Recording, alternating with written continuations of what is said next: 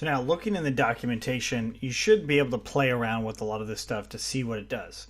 So if you see something like this, you can actually go ahead and copy it and paste it in. Well, these don't copy too well, so let's actually scroll down and look at this shape right here.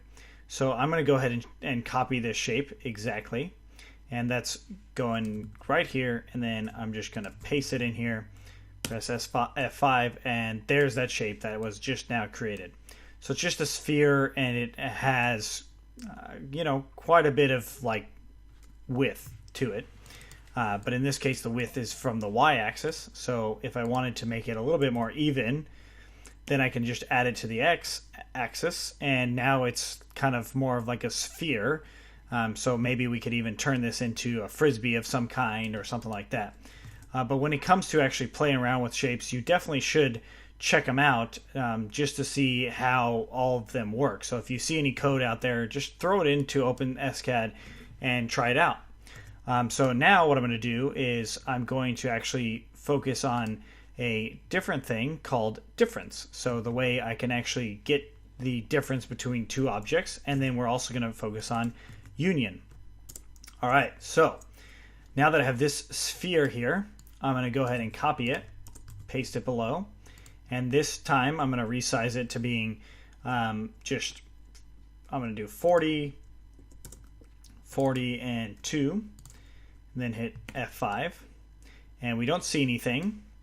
So let's do the difference, right? So just like that, difference.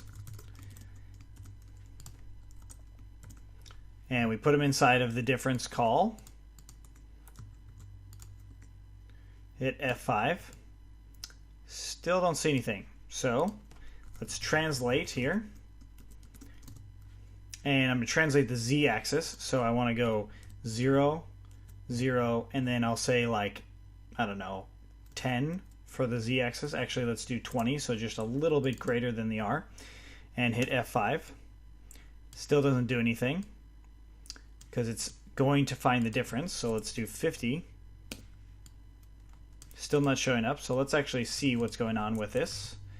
Paste it in first, and it appears that it's not actually showing up yet. So I'm going to change this to 50, 50, and 20. So we can at least see the object, and there it is. It's way up there. So let's turn this down to about 20. I'm going to get them right next to each other. There we go. So now they're sitting on top of each other, right? And to be even more dramatic about it, it's going to be right in the middle of it. So let's actually cut this and paste it into difference. And now it actually subtracts what was there, right? So if I bring it back up to 10, it now has just a little gap in between it, right? Or 5, we see that there's even more of a gap, and this last part is really thin. That's why it's like kind of showing through. So if you actually printed it, it probably would be a hole if you try to do a 3D print of that. So you would want to make sure that you don't see stuff like that. And there we go. So if you wanted this to be like some sort of saucer, that would be how you would do it. So we just created a way to actually do the difference of these two things. Now, difference, you can also use union, and that just brings these things together. Now, they're already intersected, but union makes sure that they actually are essentially the exact same shape, where difference takes them apart, right? So union is something you'd want to use on your final 3D print. So if you were to have multiple objects that are barely touching, you would still want to do union on it. And then one other thing to note is when you do a print, you want to make sure that it's going to be either empty as possible, or the settings that you have when you run a print are going to make sure that it is empty. So what that means is if you really wanted to have a sphere, so I'm going to just get rid of this line real quick. If you really wanted to have something like this, maybe even taller than this, so like let's say for instance it's like 100 instead of 10, so maybe it's something like this. And if you really wanted to have something like this, printing it out in 3D means that the inside would also be printed out. So what you would want to do is use difference to actually make sure that the model inside of it is actually going to be it's actually going to be empty on the inside. So what we would do here is just kind of scale this down a little bit and empty out whatever's in there based on your model. And now it doesn't show up, but it's actually empty on the inside of this thing, or at least it's gonna be empty on the inside of it.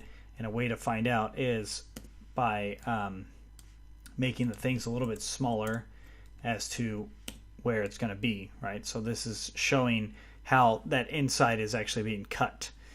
So it definitely will do that when you actually run it into using difference.